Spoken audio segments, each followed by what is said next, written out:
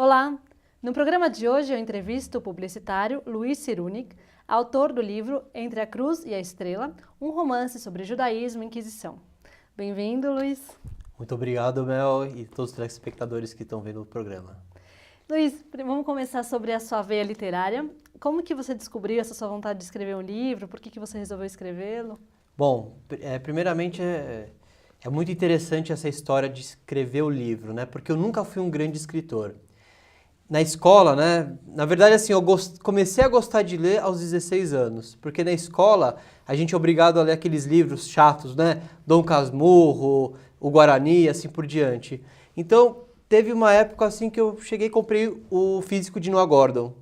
E aquele livro me abriu a mente e me fez apaixonar pela parte que é a leitura do livro, né? E como é que foi, assim, produzir? Você teve que estudar muito sobre o tema? Na verdade, assim, eu escrevi o livro entre 6 meses e 8 meses. Então, foi rapidamente. Como eu trabalho o dia inteiro, então só tinha depois do horário do trabalho e também aos fins de semana, né? Principalmente o domingo, porque Shabat não pode, né? Então, principalmente aos domingos. Então, o que acontecia? Eu chegava em casa, né? E estudava muito. Então, eu passei 6 meses estudando sobre a Inquisição e sobre essa parte do judaísmo na Inquisição, né? Então, eu falava sobre os autos da fé, né? Toda aquela parte, como que os judeus viviam, né? Nessa época e assim por diante. Então, esse foi o momento assim, que eu tive que estudar para me preparar para poder escrever esse livro. Então, se eu ia para uma biblioteca ou se eu ia para uma loja de magazine e assim por diante, né? Então, eu comprava revistas, tudo sobre Idade Média, comprava livros, enfim, tudo que influenciava. E também uma revista que me influenciou muito para escrever foi a revista Morachá, que lá tem muitos temas interessantes, eles falam sobre a história do povo judeu e assim por diante, principalmente na Idade Média. Então eles traduzem alguns artigos muito interessantes e fora isso também eu li livros e eu ia no Google e pegava quadros para ver como que funcionava, né, quadros da época, para ver como que funcionava, né, todo esse movimento das pessoas na Idade Média, para fazer a cena mais fidedigna possível. Então, me fala, por que a inspiração para esse tema, Inquisição? De onde você tirou essa ideia? Alguém te ajudou na pesquisa? Eu queria escrever alguma coisa sobre o povo judeu e outros dois temas que eu adoro, que é história e geografia. Então, nada melhor do que escrever ou sobre Inquisição, né, que é a época da Idade Média, ou sobre a Segunda Guerra Mundial, né, que é o Holocausto. Então, no final das contas, eu decidi escrever sobre os dois. Primeiramente, sobre a Idade Média, né, que é a Inquisição, que é o livro Entre a Cruz e a Estrela, que eu escrevi, né, e até o nome, né, Entre a Cruz e a Estrela. O porquê? Porque nesse período, as pessoas, né, principalmente os judeus, tinham que ficar, se eles não se convertessem, eles eram mortos, né? Muitas vezes no alto da fé, nas fogueiras, assim por diante. Então, as pessoas, elas tinham que saber viver e falar assim, ou eu morro pela minha fé, ou eu me transformo. E hoje, você vê aí no Brasil, tem tantos Ferreiras, Oliveiras, Leão e assim por diante, que são os cristãos novos da época, né? O meu sonho de verdade, né? Primeiramente, esse livro, ele já está impresso, tudo certinho, mas eu quero transformar ele em e-book também. Então eu já vi, dá para vender, vou vender na Amazon e assim por diante, porque ele vai ter um preço muito mais acessível, né, para as pessoas que quiserem comprar por um preço mais acessível e queiram ler ele no computador. Fora isso, eu vou doar mais de 50 livros para várias instituições judaicas. Então eu vou doar para a Hebraica, para as escolas Peretz, Bialik, Renascença, Yavne, Beit Yaakov, as escolas de fora de São Paulo e assim por diante, porque eu quero assim, você não quer comprar meu livro? Tudo bem. Você não quer comprar e ler pela internet? Tudo bem, você pode ter acesso a ele em várias instituições para poder alugá-lo, né?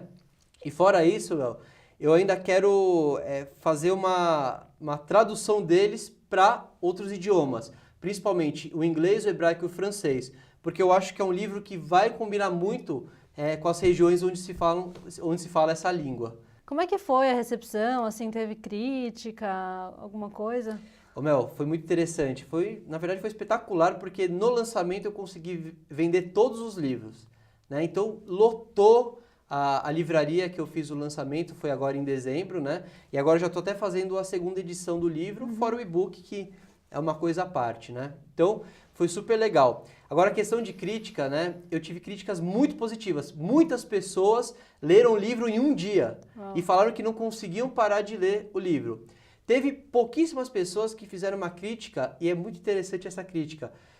Elas falaram que não entendiam e não acreditavam que os judeus tinham passado tudo isso na Idade Média. Uhum. Aí, a única resposta que eu posso dar é o seguinte: estuda um pouquinho de história, né? E não tenho mais nada que falar, se a pessoa não acredita. Mas em questão de leitura, as pessoas falam que a leitura é fácil, é tranquila, é serena. E tem, assim, para as mulheres tem bastante romance, né? E para os homens tem bastante ação. Ah, legal. E agora, assim, as pessoas que quiserem adquirir o livro, como que elas podem fazer? Bom, no meu site, né, que é o www.entreacruz.com.br, tem uma área lá que mostra só onde as pessoas podem fazer a aquisição do livro. Mas eu, como um bom judeu, né, recomendo que as pessoas comprem na Livraria Sefer, né, que o Jairo, né, o dono da Livraria Sefer, tem me dado um grande apoio nesse processo, ou no caso do e-book, né, que compre aí na Amazon, e futuramente eu vou colocar em outros locais. E se qualquer pessoa aí, né, que está assistindo, se tiver uma necessidade, quiser escrever ou fazer qualquer outra coisa que envolva empreendedorismo, criatividade, assim por diante, eu peço que mandem um e-mail para mim, tá? Que é o luciru@yahoo.com.br, deve aparecer, né? E possa mandar, e assim, com todo carinho eu vou responder e fazer o máximo possível para ajudar essa pessoa a colocar a sua obra em prática. Legal, obrigada, Luiz, pela sua presença. Obrigado, meu.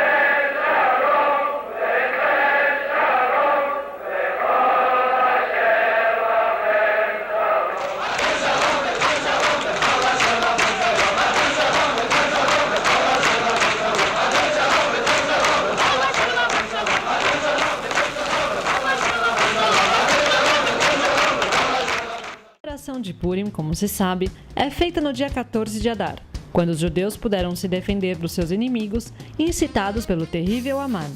Porém, dia 13, foi instituído o jejum de Ester. Nessa data, a rainha Ester pediu ao rei Ahasverosh que anulasse o decreto de extermínio contra os judeus. Como não sabia se seria recebida pelo rei, ela jejuou e rezou por 3 dias, pedindo ao povo judeu que fizesse o mesmo. Em lembrança a essa data, que levou o povo ao arrependimento e fervor religioso, aceitando de bom grado todos os mandamentos da Torá, faz-se até hoje o jejum de Ester, um dia antes de Purim. Durante Purim, tivemos vários milagres, mas qual será o maior ou um dos maiores deles? O milagre que aconteceu, um deles, foram que Ester conseguiu embebedar o Amã. E assim, em vez de Amã enforcar o povo numa forca, ele foi enforcado com os filhos dele na forca. Um costume que temos durante Purim é de nos fantasiarmos e distribuirmos Mishloach Manot. Você sabe de onde vem esse costume? O costume de usar fantasia foi que na época do rei persa, ele queria que os judeus tivessem costume igual deles para usar aquela roupa. Com tudo que eles usavam aquela roupa, aquela fantasia, eles continuavam com a descendência, com a herança judaica. Eles nunca negaram o judaísmo. Agora, a história de dar Mishloach Manot, trocar Mishloach Manot, que na própria Megillah está escrito que esses dias serão dias de festas. Então é uma maneira de você querer bem do próximo. Essa troca é querer bem do próximo. A mensagem de Purim é que jamais vai apagar a chama judaica no povo judaico. Am Israel Chai. Não se esqueça de acender as velas do próximo Shabat, dia 9 de março, em São Paulo, às 18h09. Você sabia que nas cidades muradas como Jerusalém, Purim é comemorado um dia depois, ou seja, em 15 de Adar? Esse dia é chamado de Shushan Purim e foi instituído pelos sábios em respeito à terra de Israel, que jazia em ruínas naquela época. Os costumes são os mesmos de Purim: ouvir a Megilat Esther, dar tzedakah aos necessitados, trocar Mishloach Manot e fazer uma refeição festiva. Dê a sua opinião sobre a nossa programação através do e-mail programafontes@yahoo.com.br.